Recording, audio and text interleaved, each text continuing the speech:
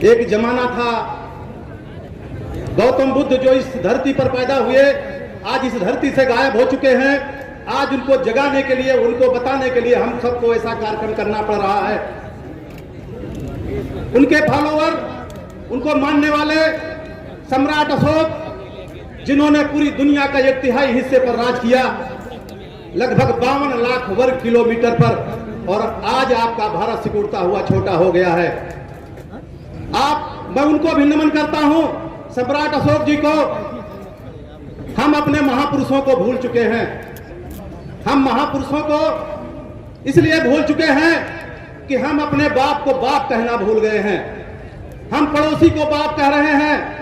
कल्पना कीजिए, ये जो काल्पनिक देवी देवता आपको सौंप दिए गए हैं, ये हमारे बाप नहीं है। हमारे 2 तरह के बाप हैं। अब इसको अन्यथा मत लीजिए। कुछ लोग और कहते हैं, ये तो लोग घूम घूम करके बाप बदलते रहते हैं। मैं उनकी ओर इशारा नहीं कर रहा हूं, आप समझदार हैं। हमारे 2 तरह के बाप है बहुजन साथी, सुन लो। एक बाप वो है जिन्होंने हमें जीवन दिया है, वो हमारे जैविक बाप हैं। और एक वो है जिन्होंने हमें बुद्धि दिया है, हमें विवेक दिया है, हमें ज्ञान दिया है, हमें संविधान दिया है, वो हमारे बाप। मैं सभी उन बहुजन महापुरुषों को नमन करते हुए आपसे कहना चाहता हूं कि हम लोग उनको भूल गए। हम अपने बाप की विरासत को लेने के लिए अपने भाई से लड़ाई कर लेते हैं। वो फिजिकल विरासत है, वो भौतिक विरासत है।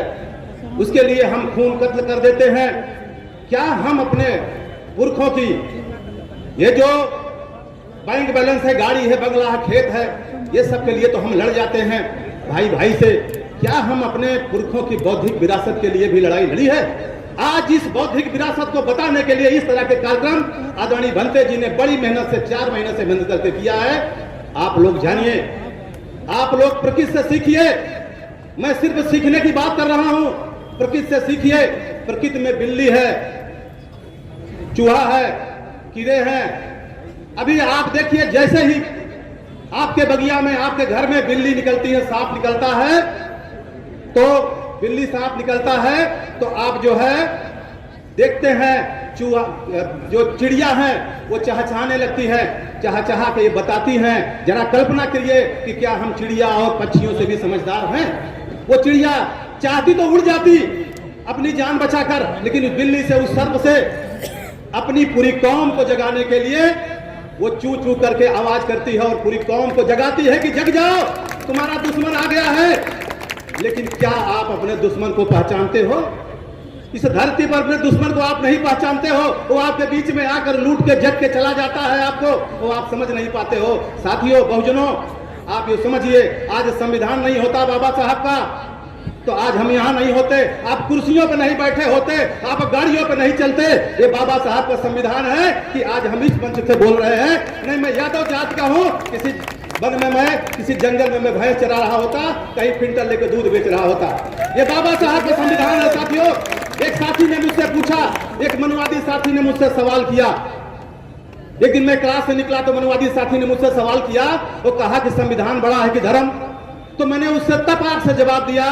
हम कहा, फलाने जी, अगर आपको मैं पटक के 25 जूता यही मार दूं तो आप संविधान, आप जो है थाने जाओगे कि मंदिर जाओगे? उसने कहा थाने जाऊंगा। हमने कहा मेरा संविधान बड़ा है, तुम्हारा धर्म नहीं बड़ा है।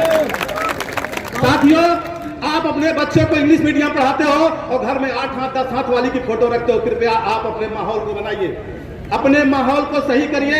यदि आप अपने बच्चों को वैज्ञानिक बनाना चाहते हैं, बुद्धिमान बनाना चाहते हैं, तो अपने उस माहौल को जिससे बच्चा सीखता है उसको भी आपको बदलना होगा और अपने बहुजन नायकों की फोटो तस्वीर अपने घर में लगाना होगा। आप तभी बदल सकते हैं। अगर दोहरा चरित्र से आप अपने बच्चों को नहीं बदल सकते हैं। मैं, क्योंकि संकेत है, मैं वो ज्यादा बोलता हूं लेकिन बोल नहीं पा रहा हूं, मुझे दुख है, इस बात का गम है। मैं एक शेर के साथ अपनी बात खत्म करता हूं। इस अंधेरे साए में, अंधेरा छाया हुआ आज इस दौर में, इस अंधेरे छाए में दीपक जलाएगा कौन? और आप सब भी नहीं आगे आएंगे तो फिर आगे आएगा कौन? बहुत बहुत धन्यवाद। जय भीम।